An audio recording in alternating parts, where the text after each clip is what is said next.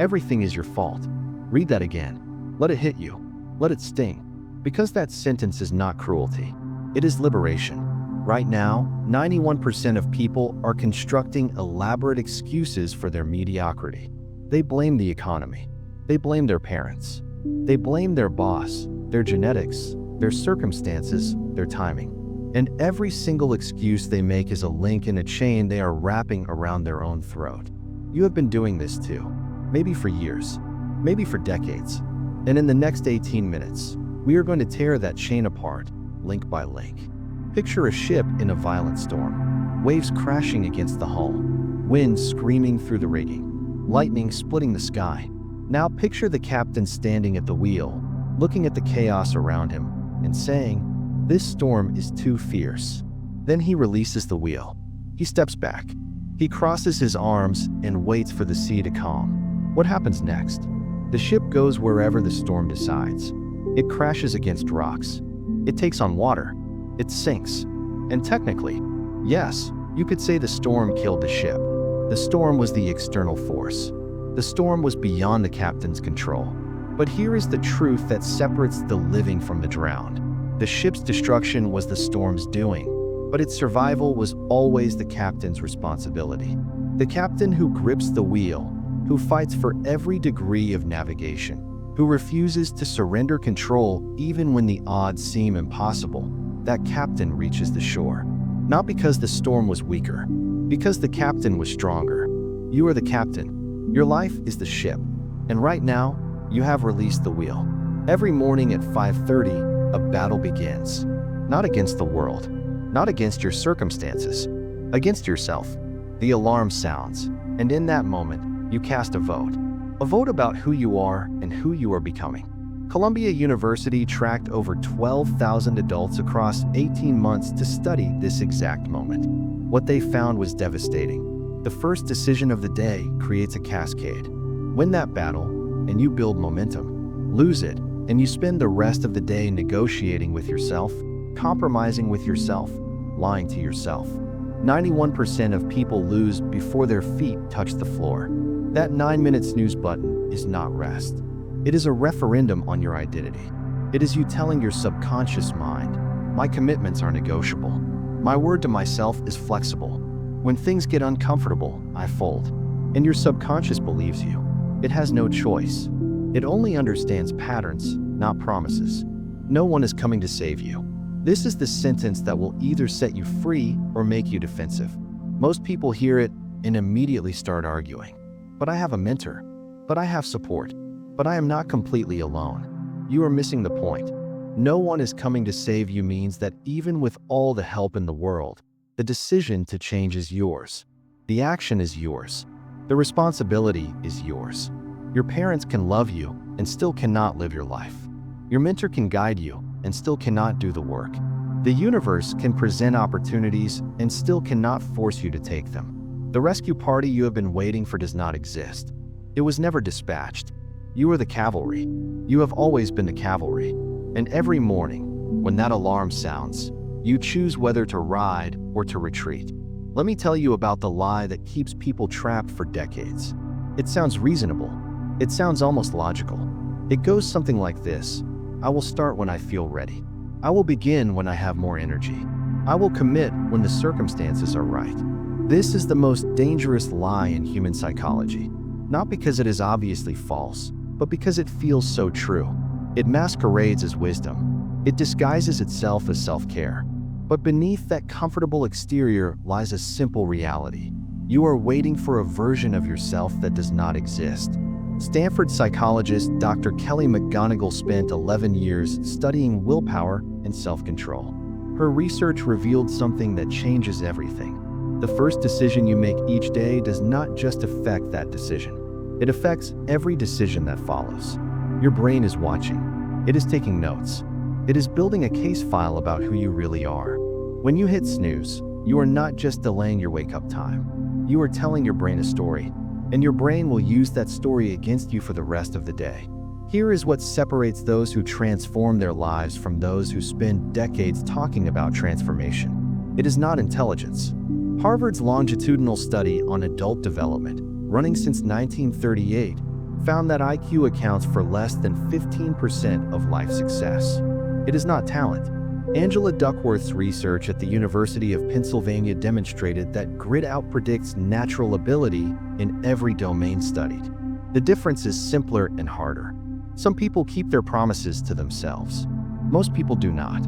Think about it. You would never treat another person the way you treat yourself. If you told a friend you would meet them at 6 in the morning, you would be there. If you committed to a client that you would deliver by a deadline, you would find a way. But the promises you make to yourself, those evaporate with the morning fog. Every night, you go to bed with intentions. I will wake up early. I will exercise. I will work on that project. And every morning, a negotiation begins. The you of last night, full of vision and determination, meets the you of this morning, warm and tired and full of creative justifications. The morning version always wins. Not because it is stronger, but because the evening version never shows up to fight. The average person treats the alarm as a suggestion. The elite treats it as a contract. The average person asks, "How do I feel right now?" The elite asks, "Who did I decide to become?"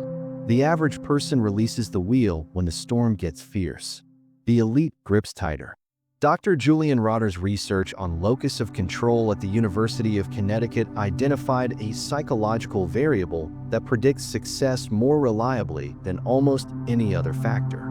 People with an internal locus of control believe they are the primary authors of their outcomes. People with an external locus of control believe life happens to them. Every time you hit snooze, you train yourself toward external locus.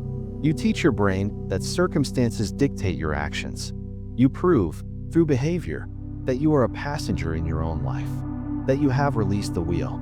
And the longer you do this, the more it becomes your identity.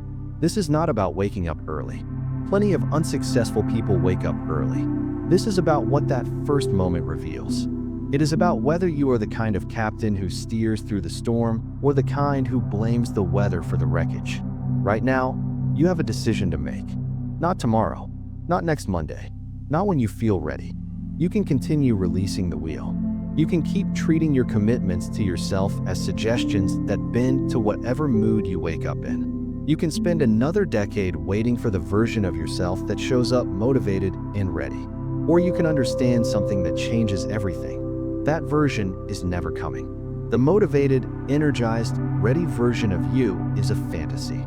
The only version that exists is the one listening right now. Tired, uncertain, full of doubts. And that version is enough. That version has always been enough. The question is whether that version will grip the wheel or let go. But the snooze button is just the surface. It is the visible symptom of a much deeper disease that has been spreading through your psychology for years. A disease called blame. In the next chapter, we are going to perform surgery on it. We are going to cut it out at the root. And I am going to show you why accepting that everything is your fault is not a burden. It is the only path to power. Chapter 2. Everything is your fault and why that's freedom. You have been lied to your entire life. Teachers told you that fairness exists. Parents told you that good things come to those who wait. Society told you that if you follow the rules, you will be rewarded.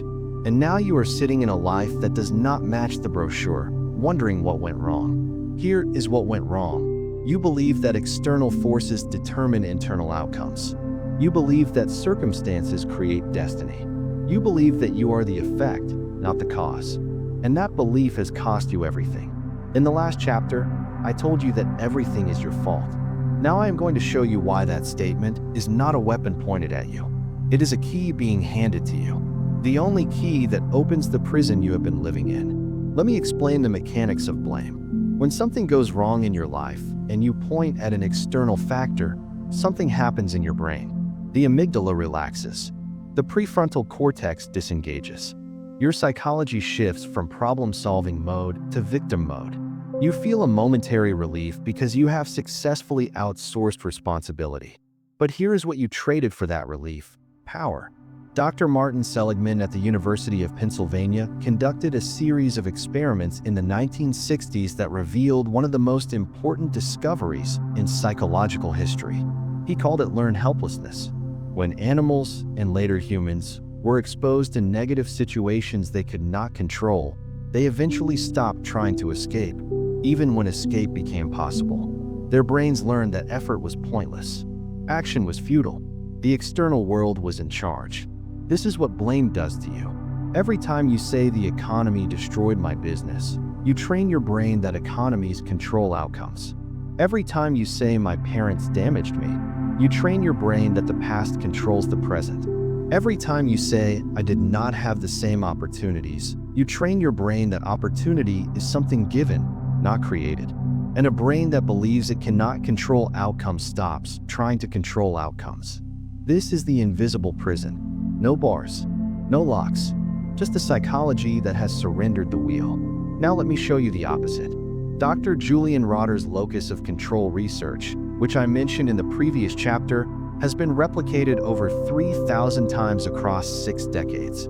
The findings are consistent and devastating. People with an internal locus of control, those who believe they are the primary cause of their outcomes, outperform those with an external locus in virtually every measurable domain. Higher income, better health, stronger relationships, greater life satisfaction, lower rates of depression and anxiety. Why?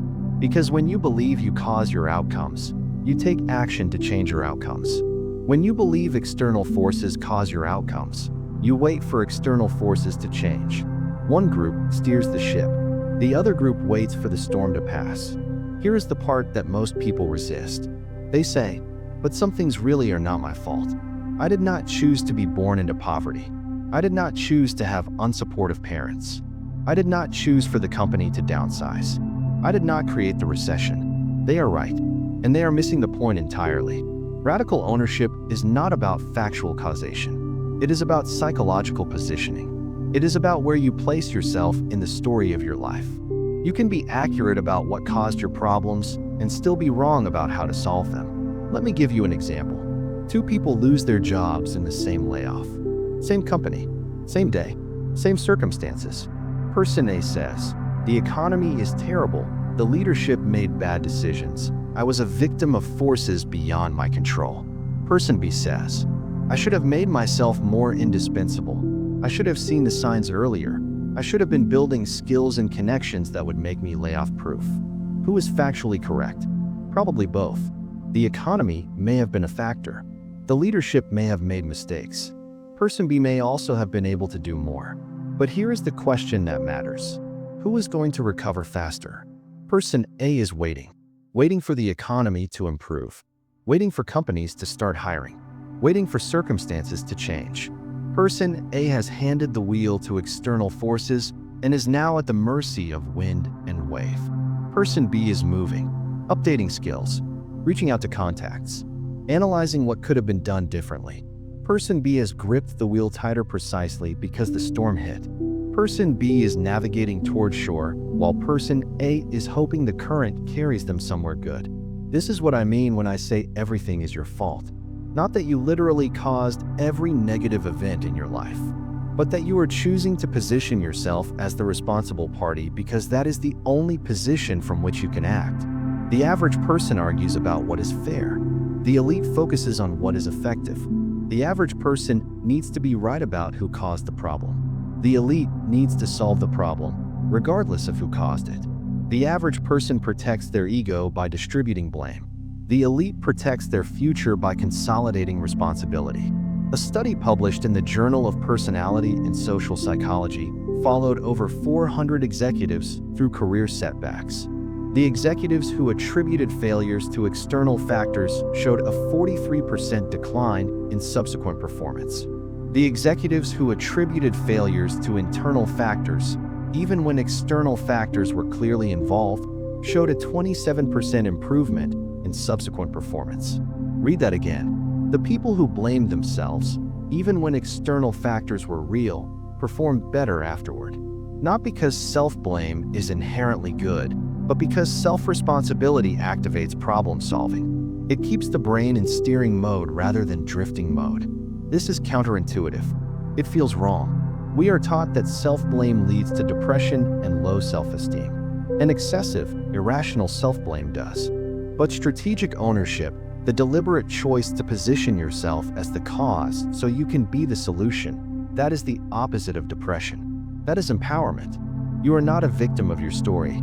You are the author who forgot you were holding the pen. That metaphor is not poetry. It is literal neuroscience. Dr. Michael Gazzaniga at the University of California, Santa Barbara, has spent decades studying how the brain constructs narrative.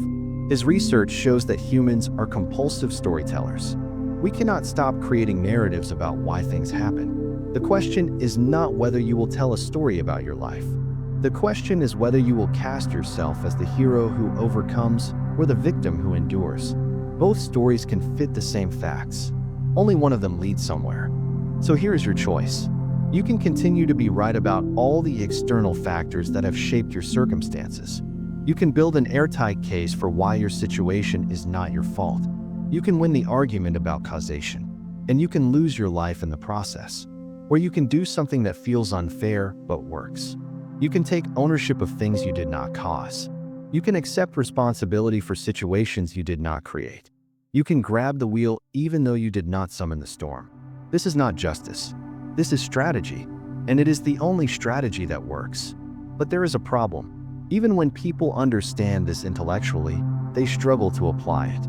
Something keeps pulling them back into blame, back into excuses, back into the comfort of victimhood. In the next chapter, we are going to confront that something directly. We are going to walk into the victim's prison and see exactly how the bars are constructed. And I am going to show you why victimhood feels so good even though it destroys everything it touches. Chapter 3: The Victim's Prison. Victimhood is a drug, and right now, millions of people are addicted without knowing it. This is not an insult. It is a diagnosis. And until you understand why the victim mindset feels so intoxicating, you will keep relapsing into it no matter how many books you read or seminars you attend. I ended the last chapter with a question. Why does victimhood feel good even though it destroys everything it touches?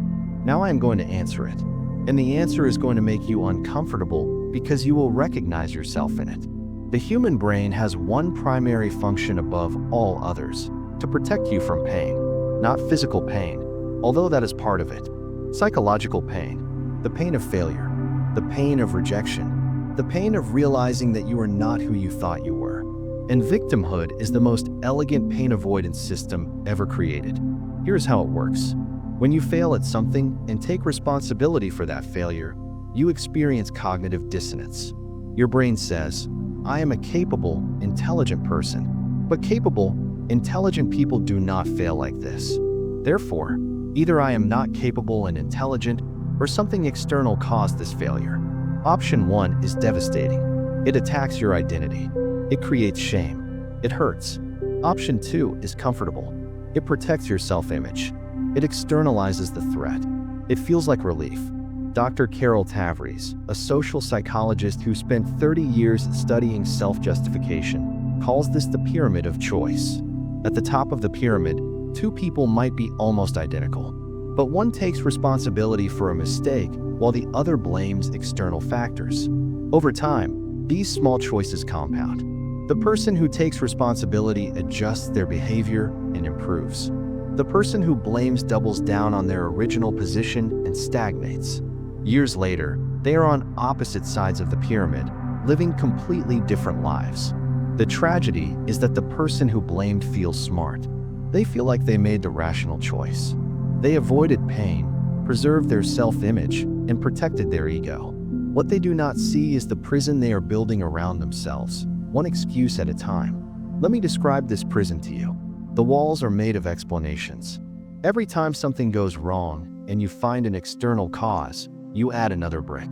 The economy, your childhood, your lack of connections, your bad luck. Brick by brick, the walls rise.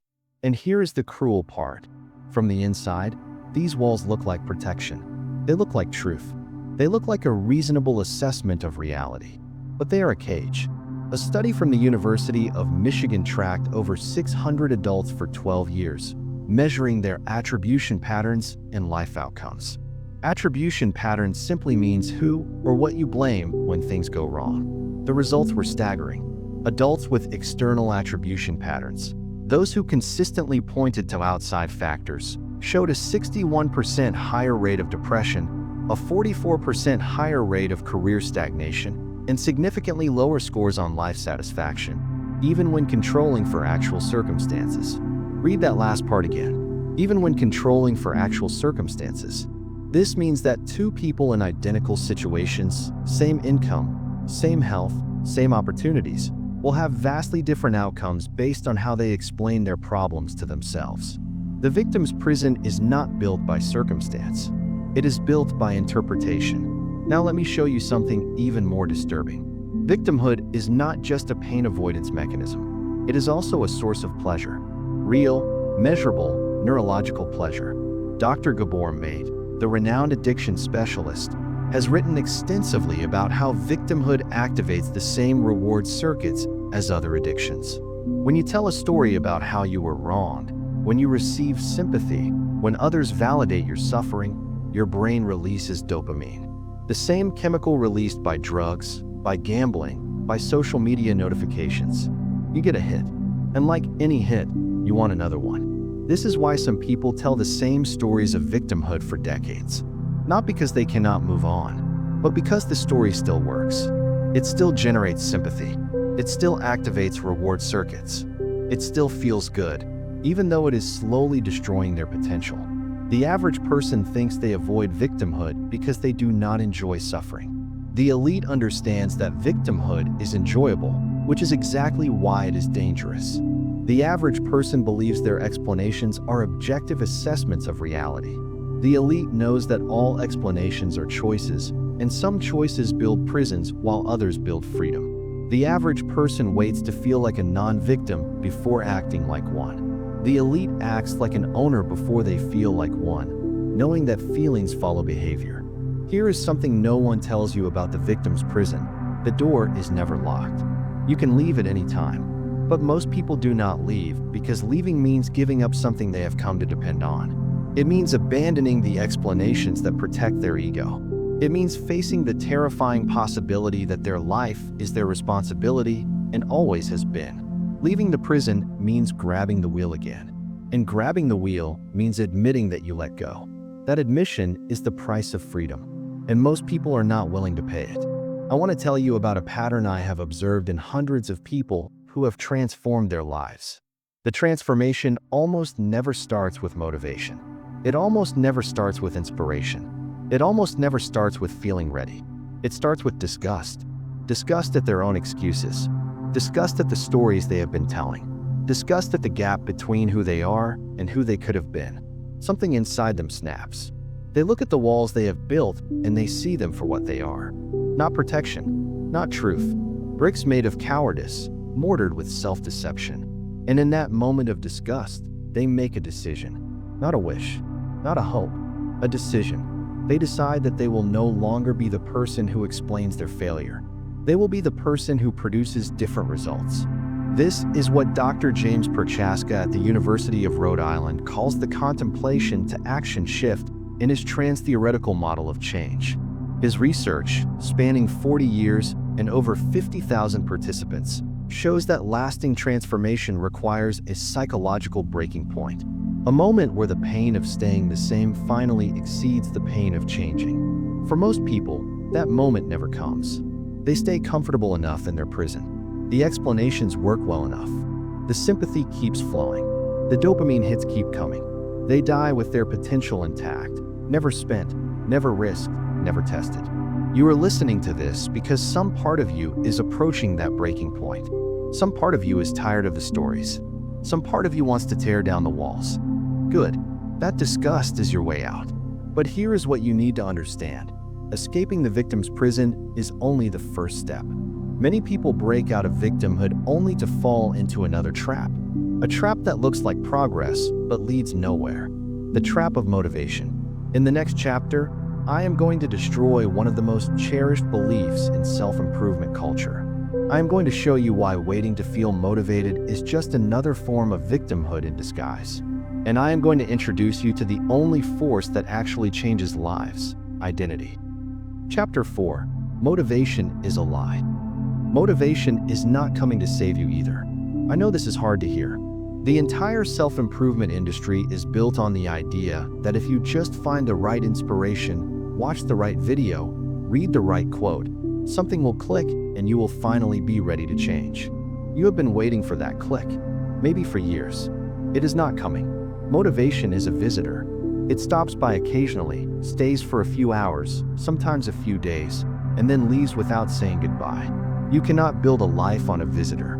You cannot construct a future on something that comes and goes based on weather, sleep quality, and what you ate for breakfast. And yet this is exactly what most people try to do. They wait to feel like working out before they go to the gym. They wait to feel creative before they write. They wait to feel confident before they take action. And they spend their lives in waiting rooms, watching others walk through doors they could have opened themselves. Dr. Mihai Csikszentmihalyi at Claremont Graduate University studied peak performers across dozens of fields for over 3 decades. Athletes, artists, scientists, entrepreneurs. He wanted to understand what separated the elite from the average. What he found destroyed the motivation myth entirely. Elite performers do not feel more motivated than average performers. They feel the same resistance, the same doubt, the same desire to stay in bed. The difference is that they do not use feelings as decision criteria. They have removed emotion from the equation entirely. This is the shift that changes everything, from motivation-based action to identity-based action. Let me explain the difference. Motivation-based action asks, how do I feel right now? Do I feel like doing this? Am I inspired? Am I ready? It makes emotion the gatekeeper of behavior. If the feeling is present, you act. If the feeling is absent, you wait. Identity-based action asks a completely different question. Who am I? It does not check emotional weather reports. It checks identity. If you have decided that you are someone who exercises, you exercise. Not because you feel like it, because that is who you are. The feeling is irrelevant. This is not semantics. This is neuroscience. Dr. Elliot Berkman at the University of Oregon studies the neural mechanisms of self-control and goal pursuit.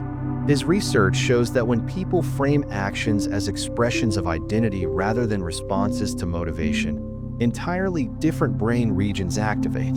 Identity-based decisions engage the prefrontal cortex more strongly and show less activity in the limbic system, the emotional center that generates resistance and craving. In simpler terms, when you act from identity, your brain fights you less. The average person says, I am trying to quit smoking. The elite says, I am not a smoker. The average person says, I am trying to exercise more. The elite says, I am an athlete. The average person says, I am trying to be more disciplined. The elite says, I am the kind of person who keeps promises to myself. Notice the difference. Trying implies struggle against a current identity. Being implies alignment with a chosen identity. One is exhausting. The other is almost automatic. Here is the brutal truth about motivation. It does not precede action. It follows action. This is backwards from what you have been taught, but decades of behavioral research confirm it. Dr. Jerome Bruner at Harvard, one of the founders of cognitive psychology, demonstrated this principle in the 1960s. He called it enactive representation. The brain learns who you are by watching what you do. It takes behavioral evidence and constructs identity from it. You do not become motivated and then act. You act and then become motivated. You do not become confident and then perform. You perform and then become confident. Every time you wait for motivation, you have the sequence reversed. You are waiting for the effect to cause the cause. You will wait forever. A study published in the European Journal of Social Psychology tracked 96 participants attempting to form new habits. The researchers found that the emotional experience of performing a habit, whether it felt good or bad, motivated or unmotivated, had almost no correlation with long-term habit formation. What predicted success was simple repetition. The people who did the behavior regardless of how they felt became the people for whom the behavior was automatic. Feeling did not matter. Doing mattered. This is why I told you in the first chapter that the snooze button is a referendum on your identity. Every morning, your brain is watching you. It is collecting evidence. It is asking, what kind of person am I? And you answer that question not with words, but with behavior.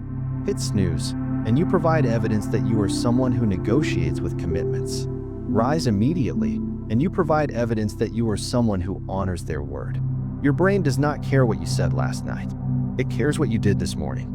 And it will use that evidence to construct the identity that shapes every decision for the rest of the day. The average person protects their current identity and hopes for new results. The elite attacks their current identity because they understand that new results require a new self. The average person identifies with their feelings. I am tired, I am stressed, I am not in the mood. The elite identifies with their choices. I am the person who does this regardless of how I feel. The average person lets mood dictate mission. The elite lets mission dictate mood. So how do you make this shift? How do you move from motivation-based living to identity-based living? It starts with a decision, not a feeling. A decision about who you are, not who you want to become, not who you hope to be someday. Who you are, right now, as a declaration rather than a description. Dr. Benjamin Hardy, an organizational psychologist whose research focuses on identity and personality change, argues that identity is not fixed. It is not something you discover. It is something you create. His studies show that people who make identity declarations and then act in alignment with those declarations, even before they feel aligned, experience faster and more permanent transformation than those who wait for internal change before external action. You do not find yourself. You build yourself. One decision at a time. One behavior at a time. One morning at a time. And here is the liberation in this. You do not need to feel ready. You do not need to wait for inspiration. You do not need the stars to align or your circumstances to change or the economy to improve. You can decide, right now, in this moment, who you are. And then you can act accordingly. Motivation will show up eventually. It always does, once you start moving. But it shows up as a reward for action, not as a permission slip for action. Get the sequence right, and everything changes. But identity alone is not enough. You can decide who you are, but if you cannot see yourself clearly, you will lie to yourself about whether you are living up to that identity. The human capacity for self-deception is almost unlimited. In the next chapter, I am going to introduce you to the most uncomfortable tool for personal transformation ever created. I call it the mirror test, and it will show you, with brutal clarity, whether the life you are living matches the identity you claim. Most people fail this test. Most people do not even have the courage to take it. You are about to find out which category you belong to. Chapter 5, The Mirror Test. Your life is a confession. Every single day, you are testifying about who you really are, not with your words, with your evidence. The mirror test is simple. It is also the most avoided exercise in personal development, because unlike affirmations, unlike vision boards, unlike positive self-talk, the mirror test does not let you lie. It forces you to look at what is actually there. Here's how it works. You stop listening to what you say about yourself. You stop believing your own narratives. And you look, with ruthless objectivity, at the evidence your life has produced. Your calendar does not lie. Your bank statement does not lie. Your body does not lie. Your relationships do not lie. These are not opinions. These are facts. They are the courtroom exhibits in the trial of your life. And right now, they are testifying against you. Let me show you what I mean. You say you value your health, but your calendar shows no scheduled exercise. Your refrigerator is filled with convenience. Your body carries the weight of 1,000 compromises. The evidence says health is not actually a priority. It is something you talk about, something you intend to address. Someday, you say your family is everything to you, but your calendar shows 70 hours at work and scattered minutes at home. Your phone logs show you responding to emails at the dinner table. Your children's faces show they have learned not to expect your full attention. The evidence says work is your priority. Family gets the leftovers.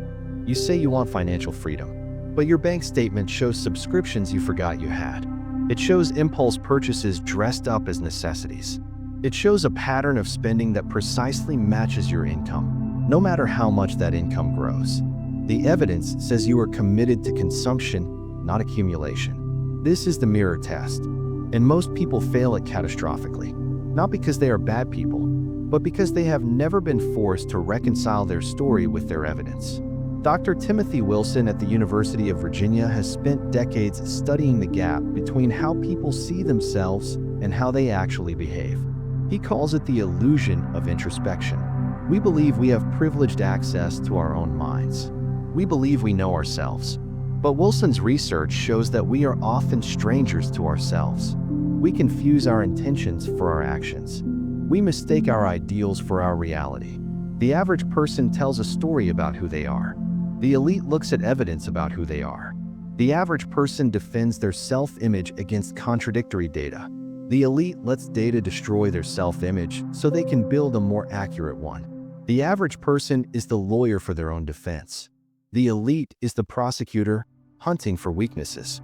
Here is a question that will reveal everything. If a stranger looked at the last 90 days of your life, with full access to your calendar, your finances, your browser history, your text messages, and your physical health metrics, what would they conclude your priorities are? Not what you would tell them, what the evidence would tell them. This is the mirror test. And the gap between your answer and reality is the distance between who you are and who you pretend to be. Dr. Tasha Eurich, an organizational psychologist who has conducted large-scale research on self-awareness, found something disturbing. 95% of people believe they are self-aware. Fewer than 15% actually are. The gap is staggering. We walk through life confident in our self-knowledge while being almost entirely blind to our actual patterns. Her research also revealed what separates the truly self-aware from the self-deluded. It is not intelligence. It is not education. It is the willingness to seek disconfirming evidence. The self-aware actively look for proof that their self-image is wrong. The self-deluded avoid it. Most people never take the mirror test because they are afraid of what they will see. They avoid looking at their bank statements. They avoid stepping on the scale. They avoid asking their spouse how present they have been. They avoid any data that might contradict the comfortable story they tell themselves. And so they live in fiction. A pleasant fiction, maybe. A well-constructed fiction, but fiction nonetheless. You cannot navigate by a fictional map. You cannot steer a ship using imaginary coordinates. And you cannot transform your life while lying to yourself about where you currently stand. The mirror test is not punishment. It is navigation. You cannot get where you want to go until you know where you actually are. Let me make this practical. Here are the 5 mirrors you need to face. Mirror 1, your calendar. Pull up the last 30 days. Count the hours. Not what you planned to do, what you actually did. Where did your time go? That is what you value. Everything else is just talk. Mirror 2, your bank statement. Look at the last 90 days of transactions. Every purchase is a vote. A vote for who you are becoming. What have you been voting for? Entertainment? Convenience? Status symbols? Or assets, skills, and future capacity? Mirror 3, your body. Stand in front of an actual mirror. Look. Do not suck in your stomach. Do not adjust the lighting. Just look. This is the physical evidence of every food decision, every skipped workout, every compromise. Your body is a receipt for your choices. Mirror 4, your relationships. Ask the 3 people closest to you this question. If you could change one thing about how I show up in your life, what would it be? And then be silent. Do not defend. Do not explain. Just listen. Their answers are data you cannot get any other way. Mirror 5, your results. What have you actually produced in the last year? Not started, not planned, not intended. Produced, finished, shipped. This is the output of your system. If the output is not what you want, the system is broken, no matter how good it feels from the inside. Most people will read these 5 mirrors and do nothing. They will nod, agree that self-honesty is important, and then return to their comfortable fictions. They will fail the mirror test by refusing to take it. But you are still listening, which means some part of you is ready to look. Here is what you will find when you look honestly: a gap. A gap between who you claim to be and who the evidence says you are. That gap will hurt. It should hurt. Pain is information. It is telling you that something needs to change.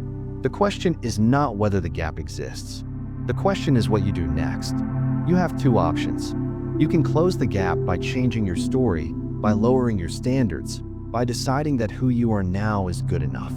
Many people take this path. They call it self-acceptance. Sometimes it is. Sometimes it is just sophisticated surrender.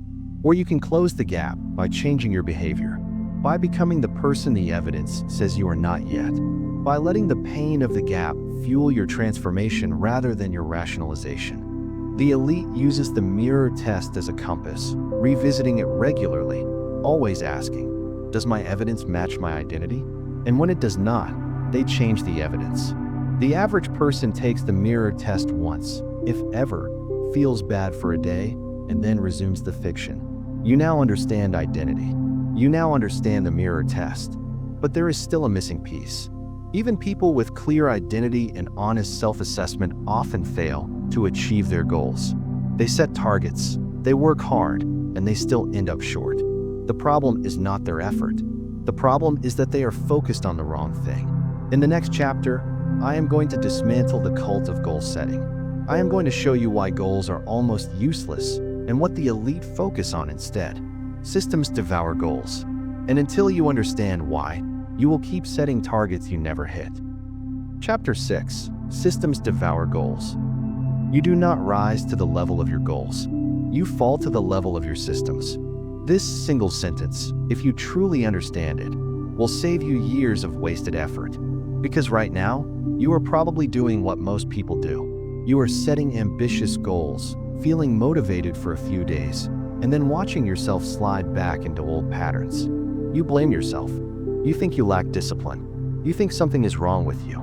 Nothing is wrong with you. Something is wrong with your strategy. Goals are fantasies with deadlines. That sounds harsh, but examine your own history. How many goals have you set? How many have you actually achieved? If you are like most people, the ratio is embarrassing. Not because you are weak, because goals are weak. They are the wrong unit of analysis for personal transformation. Let me show you why. A goal is an outcome you want. Lose 20 pounds. Make 6 figures. Write a book. Run a marathon. These sound specific. They sound measurable.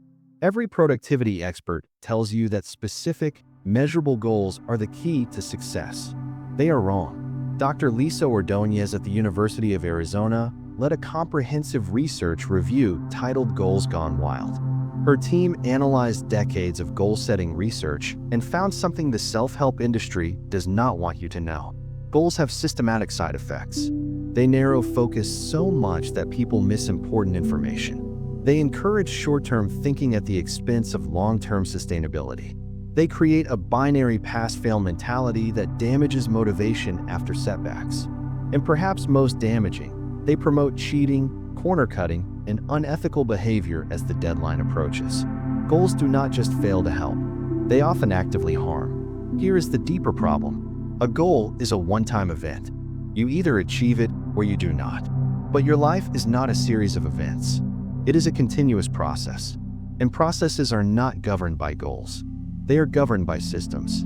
A system is the set of daily behaviors, habits, and structures that operate regardless of your mood, your motivation, or your circumstances. A system does not ask how you feel. A system executes. The average person sets a goal to lose weight. The elite builds a system. Meal prep every Sunday. Gym at 6 every morning. No food in the house that does not match the plan. The goal might or might not be achieved. The system runs every single day. The average person sets a goal to write a book. The elite builds a system. 500 words before breakfast. Phone in another room. Same chair at the same time every day. The goal has a deadline. The system has no end. The average person focuses on the destination. The elite focuses on the vehicle. This is why two people can have the same goal and get radically different results. The goal does not determine the outcome. The system does. Goals are for amateurs. Systems are for professionals. Scott Adams, the creator of Dilbert, built a media empire while working a corporate job. He has written extensively about his approach. He does not set goals. He builds systems. Every day, he does specific activities that increase his odds of success, regardless of whether any particular goal is achieved. Some projects fail. Some succeed. But the system keeps running, and over time, the successes accumulate. Now let me connect this to everything we have discussed. In Chapter 1, I told you that the snooze button is a referendum on your identity. That is a systems insight. The snooze button is not a goal. It is a daily behavior, a system component. When you change that single behavior, you change the system. And when you change the system, you change the outputs automatically. In Chapter 4, I told you that motivation follows action, not the other way around. That is also a systems insight. You do not need motivation to run a system. You just need a system. The motivation shows up after execution as a reward, not before. In Chapter 5, I told you to look at evidence, not stories. Evidence is the output of your system. If your evidence is bad, your system is bad. Change the system, and the evidence changes. It is almost mechanical. Here is what elite performers understand that average performers miss.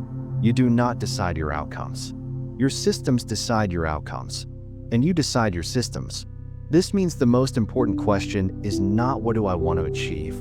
The most important question is what daily behaviors, if repeated consistently, would make my desired outcome inevitable? Not possible. Inevitable. Dr. B.J. Fogg at Stanford runs the Behavior Design Lab. His research has produced one of the most practical frameworks for behavior change ever developed. He calls it tiny habits. The core insight is that big changes come from small behaviors repeated consistently. He has shown that designing the right system and making it small enough to execute without motivation produces better long-term results than ambitious goal setting. His data is staggering. People using his system-based approach show over 80% adherence after 12 months. Traditional goal setters show less than 10%. The difference is not willpower. The difference is design. You do not need more discipline. You need a better system. Let me give you a practical example. Say you want to read more books. The goal-oriented approach is, I will read 24 books this year. That is 2 per month. Sounds reasonable. But what happens when February arrives and you have only finished 1 book? You are already behind. Stress increases. The goal that was supposed to motivate you now demoralizes you. By March, you have abandoned the goal entirely and feel guilty about it. The system-oriented approach is different. You do not set a book target. You set a reading system. 20 pages every morning before checking your phone. That is it. No annual target. No counting. Just 20 pages every day, non-negotiable. Over a year, that system produces roughly 36 books. More than your goal. But you never once felt behind. You never once felt like a failure. You just ran the system. Goals create pressure. Systems create progress. Goals require constant motivation. Systems require only initial design. Goals end when achieved or abandoned. Systems run forever. This is why I said systems devour goals.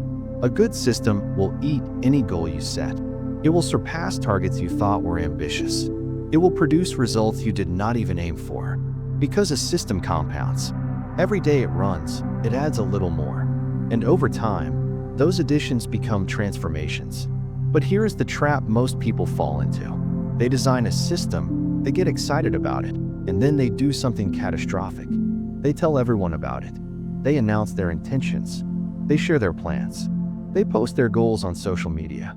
And in doing so, they sabotage themselves in a way that neuroscience has only recently begun to understand. In the next chapter, I am going to reveal the silence protocol. It is one of the most counterintuitive principles in this entire book, and it will explain why talking about your ambitions might be the very thing preventing you from achieving them. Keep your mouth shut. Your future depends on it. Chapter 7: The Silence Protocol. The moment you announce your goal, you begin to kill it. This sounds paranoid. It sounds like superstition, but it is neither. It is neuroscience. And once you understand how your brain processes public declarations, you will never announce another goal again. Here is what happens when you tell someone about your ambition. You say, I am going to start a business, or I am going to write a book, or I am going to get in the best shape of my life. The person responds positively. They say, that is amazing. Good for you. I believe in you. And in that moment, something catastrophic happens in your brain.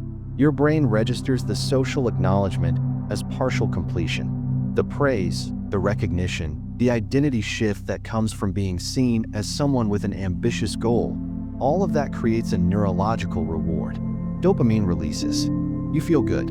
You feel like you have already made progress. But you have not done anything. You have only talked. And your brain cannot tell the difference. Dr. Peter Gallwitzer at New York University has studied this phenomenon for over 2 decades. He calls it the substitution effect. When you announce an identity-relevant goal and receive social recognition, your brain substitutes that recognition for actual progress. The psychological reward that should come from achievement comes instead from announcement. And once you have received the reward, your motivation to do the actual work decreases. His experiments are elegant and disturbing. In one study, law students who announced their intention to become successful attorneys showed significantly less effort in their studies than those who kept their intentions private. The announcers felt more like attorneys. They had received social validation, so they worked less. The quiet ones had received nothing, so they worked. Announcement is not accountability. It is sabotage disguised as commitment. The average person announces their goals to feel supported. The elite stays silent to stay hungry. The average person wants credit for their intentions. The elite wants results from their actions. The average person confuses talking about change with making change. The elite knows that energy spent talking is energy stolen from doing. Let me explain the dopamine mechanism more precisely. Your brain has a reward system designed to reinforce behaviors that lead to survival and success. When you accomplish something meaningful, dopamine releases, creating a feeling of satisfaction and motivating you to repeat the behavior. But this system has a flaw. It can be hijacked. When you visualize success vividly, when you receive praise for your plans, when you are socially recognized as someone pursuing an impressive goal, your brain releases dopamine as if you had actually achieved something. The reward comes early. The tank empties before the race begins. This is why so many people feel amazing when they start a new project and then lose all motivation within weeks. They announced, they visualized, they received praise, and their brain said, "We did it. Time to rest." They did not do it. They just felt like they did. And that feeling robbed them of the drive to actually perform. Dr. Gallwitzer's research also revealed something crucial about when this effect is strongest. The substitution effect is most powerful when the announced goal is tied to identity. Saying "I want to run a marathon" is less damaging than saying "I am becoming a marathon runner." The more identity-relevant the announcement, the more your brain treats social recognition as completion. Remember what I told you in Chapter 4. Identity is the most powerful driver of behavior, but that power cuts both ways. When you publicly claim an identity before you have earned it through behavior, your brain gives you credit for the claim. You feel like that person. And feeling like that person reduces your need to become that person. This is the trap. The very thing that makes identity-based change so powerful, the deep psychological pull of being a certain kind of person, also makes premature announcements so dangerous. You get the identity feeling without the identity evidence. I call the solution the silence protocol. It is simple. For the next 30 days, tell no one about your goals. No social media posts. No conversations with friends.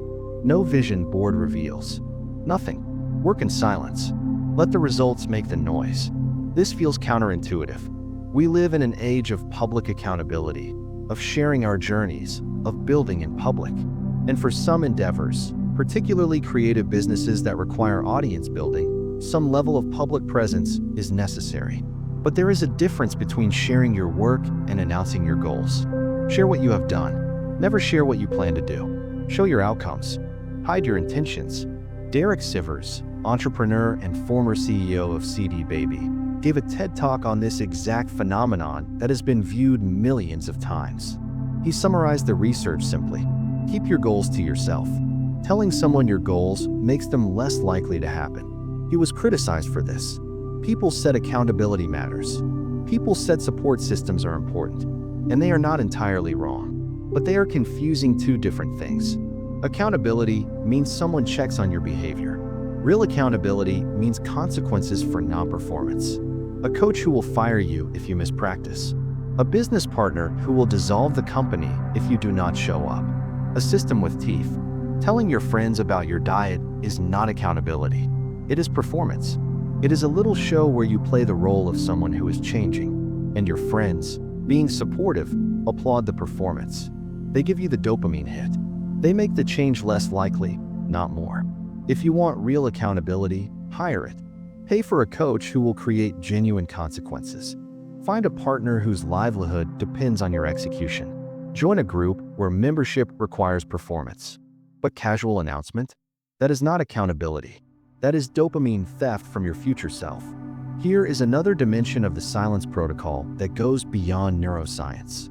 Silence protects your vision from contamination. When you announce a goal, you invite opinions. Everyone has one. Your uncle thinks your business idea is risky. Your friend thinks you should take a different approach. Your parent thinks you should be realistic. These opinions plant seeds of doubt. They introduce friction. They make you defend your vision before you have even tested it. The elite understand that a new idea is fragile. It needs protection. It needs time to develop roots before it can withstand wind. By staying silent, you give your vision that protected space. You let it grow strong before exposing it to criticism. Once you have results, criticism matters less. You have evidence. But before you have results, criticism can kill a dream before it breathes. Silence is not weakness. Silence is strategy.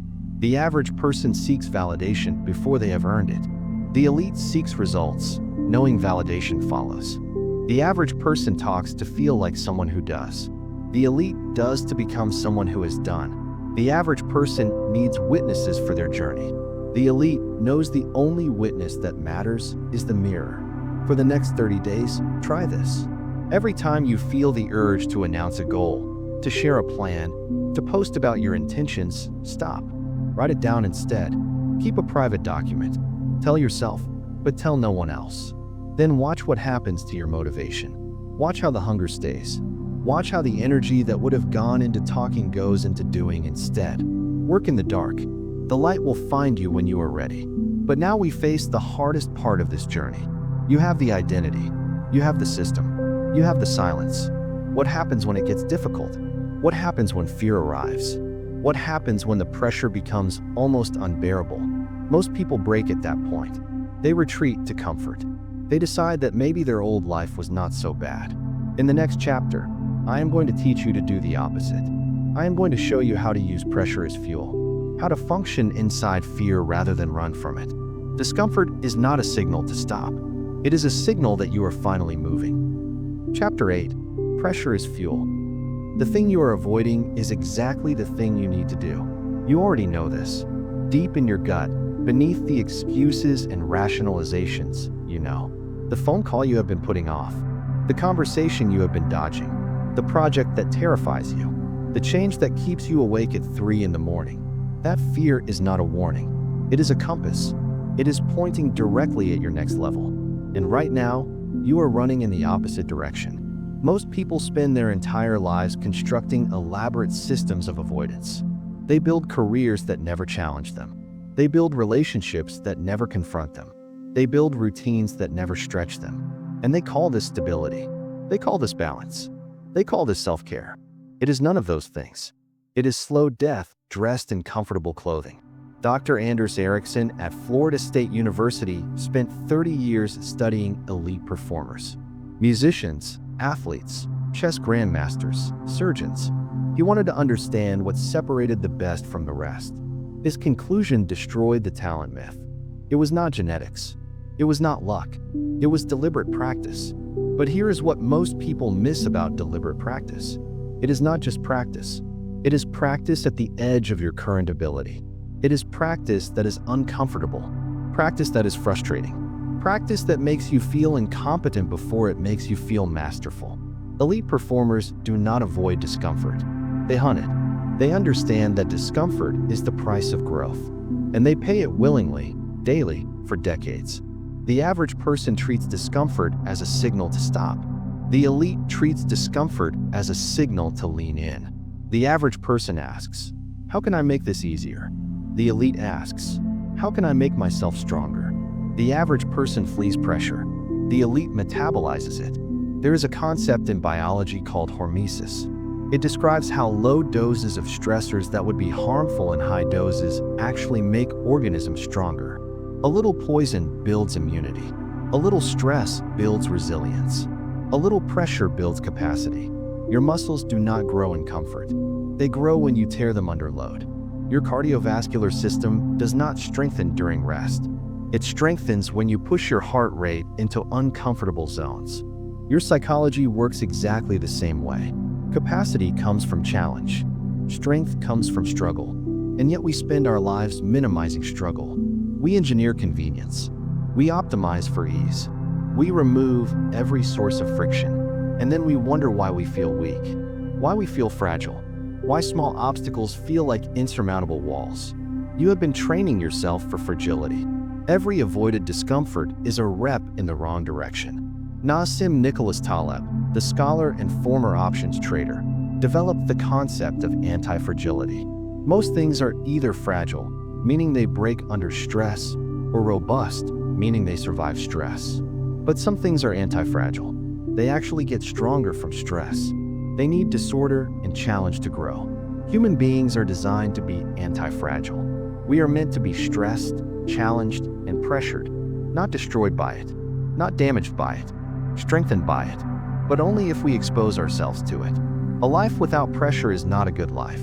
It is an atrophied life, a life where potential is never tested, never developed, never expressed. Navy SEALs have a concept they call the 40% rule.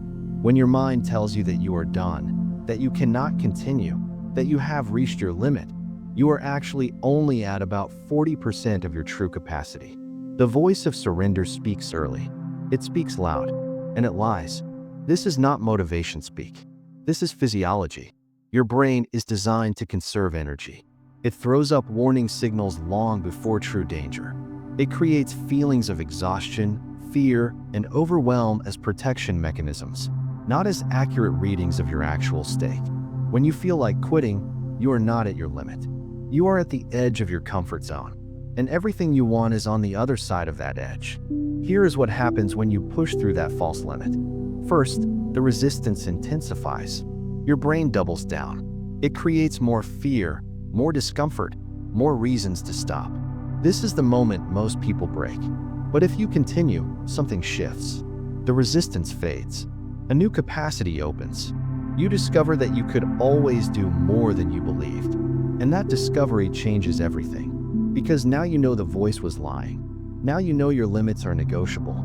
Now you know that pressure is not your enemy. It is your fuel. Dr. Kelly McGonigal at Stanford, whose work on willpower I mentioned earlier, has also researched the relationship between stress and performance. Her findings upend conventional wisdom. Stress is not inherently harmful. The belief that stress is harmful is what causes damage. People who view stress as enhancing, as a natural response that prepares them for challenge, show better health outcomes, better performance, and longer lives than those who view stress as destructive. Your relationship with pressure is a choice. You can treat it as poison or as medicine. The substance is the same. The effect depends on your interpretation. The average person says, "I work well when I am relaxed." The elite says, "I perform best when the stakes are high." The average person seeks conditions where pressure is absent. The elite creates conditions where pressure is present. The average person collapses under stress. The elite crystallizes. Let me make this practical. Whatever you are avoiding right now, that is your next assignment. Not someday. Now. The conversation, the project, the commitment, the confrontation. Whatever makes your stomach tighten and your mind race with reasons to postpone. That is your growth edge. That is where your next level lies. Do not wait until you feel ready. You will never feel ready. Readiness is not a feeling. It is a decision. You decide to be ready by acting as if you are ready. And then you become ready through the act itself. Fear is not a stop sign. It is a green light that most people misread. The elite do not experience less fear than the average person. Research on Navy SEALs, elite athletes, and high-performing executives shows that they experience the same physiological fear responses as everyone else. The same elevated heart rate, the same cortisol surge, the same impulse to flee. The difference is what they do next. They feel the fear and move toward it. They interpret the physical sensation not as danger, but as activation. Their body is preparing to perform, and they use that preparation rather than fighting it. You can learn to do this. It is a skill, not a trait. Every time you move toward fear instead of away from it, you build the skill.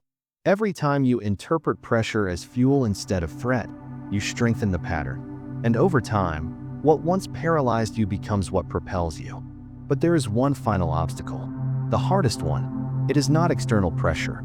It is not fear of failure. It is something inside you, a part of you that does not want you to succeed, a part that sabotages every attempt at transformation. In the next chapter, we are going to confront that part directly. We are going to drag it into the light, and we are going to kill it. Your weaker self has been running your life for too long. It is time for an execution. Chapter 9. Kill your weaker self. There are two of you, and one of them has to die. This is not metaphor. This is the brutal architecture of personal transformation. Inside your mind, a war is being waged every single day. One version of you wants growth, discipline, and greatness. The other version wants comfort, safety, and the warm embrace of mediocrity. You have been letting the wrong version win. Your weaker self is not a stranger. You know this version intimately. It is the voice that says 5 more minutes when the alarm sounds. The voice that says you deserve a break when you have barely started. The voice that says tomorrow will be different, knowing full well that tomorrow never comes. This version of you is a masterful negotiator. It speaks in reasonable tones. It offers compelling arguments. It wraps surrender in the language of self-compassion. And it has been running your life from the shadows, making decisions that serve its comfort while sabotaging your potential. Today, we drag it into the light. Today, we end its reign. Dr. Hal Hirschfield at UCLA has conducted groundbreaking research on how humans relate to their future selves. His brain imaging studies revealed something disturbing. When people think about themselves in the future, the neural patterns look almost identical to when they think about strangers. Your brain does not recognize your future self as you. It treats that person as someone else entirely. This is why you can make promises to your future self and break them without guilt. This is why you can eat the cake today and promise to exercise tomorrow. This is why you can sabotage your own future as casually as you might inconvenience a stranger. Your weaker self exploits this neurological glitch constantly. It prioritizes present comfort over future success because the future version of you feels like someone else's problem. But here is the truth your weaker self does not want you to understand. There is no future you. There is only you making choices, moment by moment, that create or destroy the life you claim to want. The average person treats their weaker self as an acceptable part of who they are. The elite treats their weaker self as an enemy to be eliminated. The average person negotiates with their weaker self. The elite declares war. The average person coexists with their weaker self. The elite understands that coexistence is surrender. Let me describe your weaker self precisely, so you can recognize it when it speaks.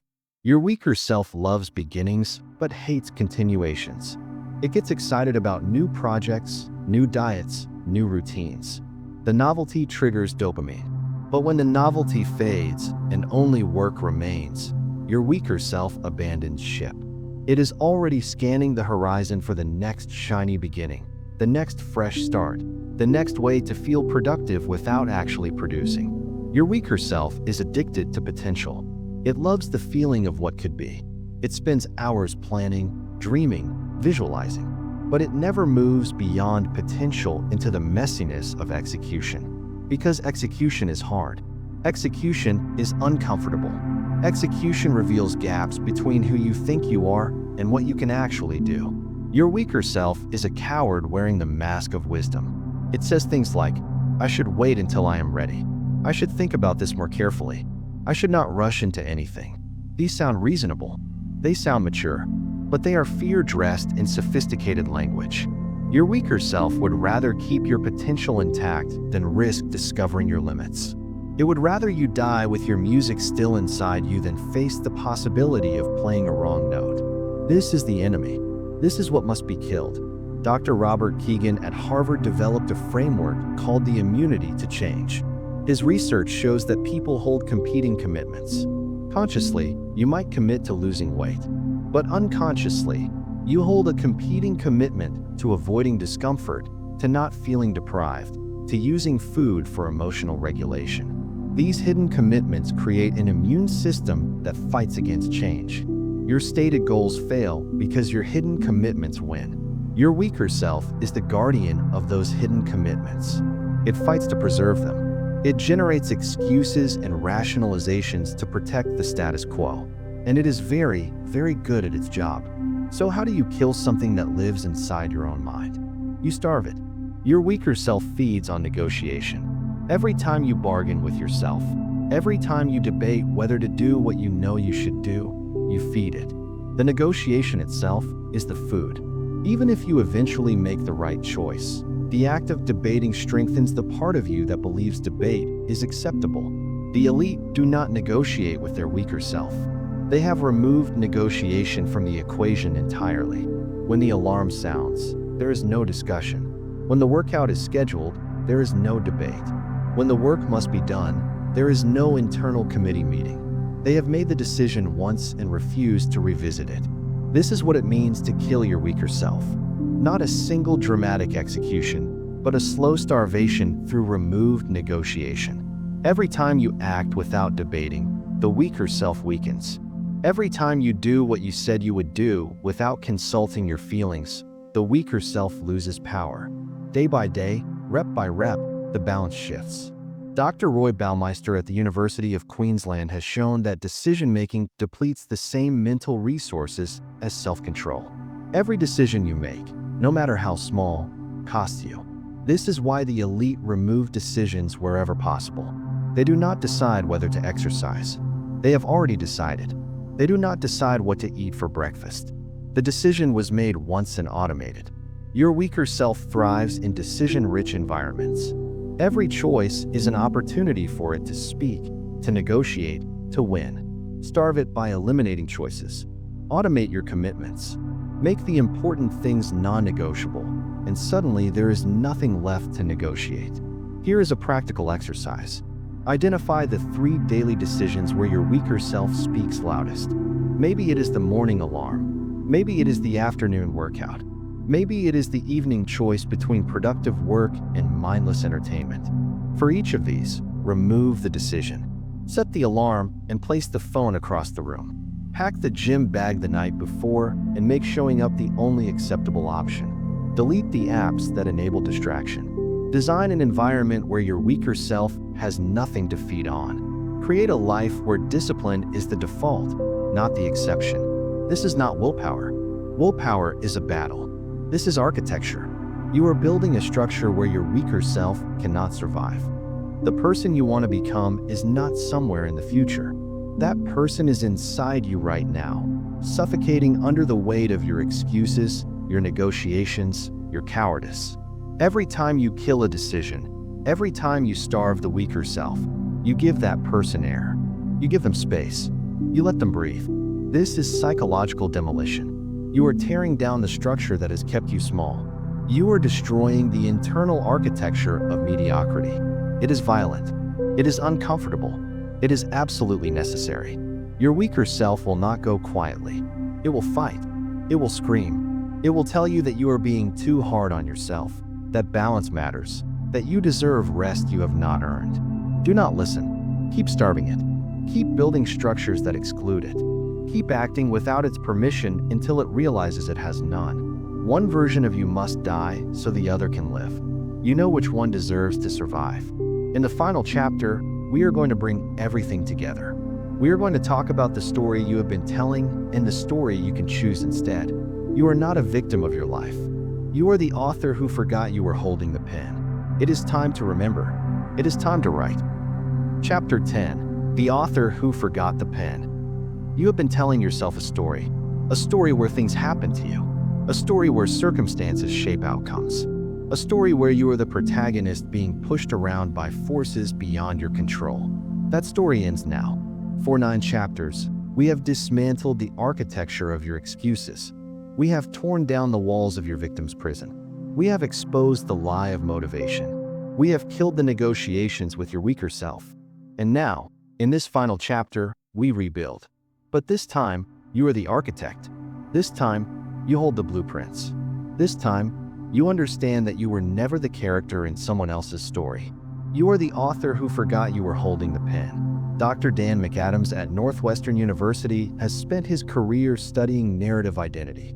His research shows that the stories we tell about our lives are not neutral summaries. They are interpretive frameworks that shape what we believe is possible. Two people can experience identical events and construct completely different narratives, leading to completely different futures. The average person tells a story of limitation. The elite tells a story of agency. The average person believes their story is fixed. The elite knows they can rewrite it at any moment. You have always had the pen. You simply forgot you were holding it. You let others write chapters for you. You let circumstances dictate plot points. You let your weaker self narrate in the voice of fear. But the pen never left your hand. Let me remind you of what we built together. You learned that every morning is a referendum on your identity. You learned that everything is your fault and that this is freedom. You saw the victim's prison for what it is, walls built from excuses, a door that was never locked. You killed the motivation myth and discovered that identity drives behavior. You faced the mirror test and learned that evidence does not lie. You learned that systems devour goals. You committed to the silence protocol, working quietly while others announce and fail. You learned that pressure is fuel and discomfort is a compass. You confronted your weaker self and began starving it through removed negotiation. Now you must choose. Not what to do, who to be. Viktor Frankl survived the Nazi concentration camps. He lost his family, his freedom, everything a person can lose. In the midst of that horror, he discovered something that has transformed millions of lives. Between stimulus and response, there is a space. In that space is the power to choose our response. In our response lies our growth and our freedom. The story you have been telling did not emerge from nowhere. It emerged from responses you chose, probably unconsciously, to the events of your life. Every setback became evidence for a certain narrative. Every failure confirmed a certain belief. Over years, those choices calcified into what felt like fixed identity. But it was never fixed. It was always chosen. And what was chosen can be chosen again. This is your moment of reauthoring. The old story says, I am someone who struggles with discipline. The new story says, I am someone who keeps promises to myself. The old story says, I have always been this way. The new story says, who I have been is not who I must remain. The old story says, change is hard for me. The new story says, I am built for transformation. Dr. Jonathan Adler at Olin College studies narrative and mental health. His research shows that people who reauthor their life stories, who revise the narratives to emphasize agency and growth, show measurable improvements in psychological well-being. The act of rewriting changes the writer. You are not just telling a new story. You are becoming a new person through the telling. Here is your assignment. Write the story of your next year. Not goals, not resolutions. A narrative. In this narrative, you are the protagonist who takes radical ownership. You are the captain who grips the wheel. You are the author who remembered the pen. Write it in present tense, as if it has already happened. Describe who you become. Describe the choices you make. Describe the weaker self you starve and the stronger self you feed. Read it every morning before your feet touch the floor. Let it be the first thing your brain hears. Let it override the old story before the old story has a chance to speak. No one is coming to save you. We have established this. But here is what we have not yet said. You do not need saving. You are not broken. You were never broken. You were just telling a story that kept you small. You were just an author who forgot, temporarily, that the pen was in your hand. You remember now. The ship is yours. The storm is irrelevant. The victim's prison is behind you. Motivation is not coming, and you do not need it. Your systems are built.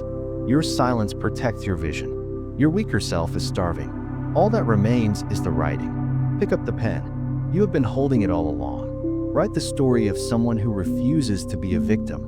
Write the story of someone who owns every outcome. Write the story of someone who does not wait to feel ready. Write the story of someone who is coming to save themselves. Because no one else is coming, and you do not need them to. Start writing.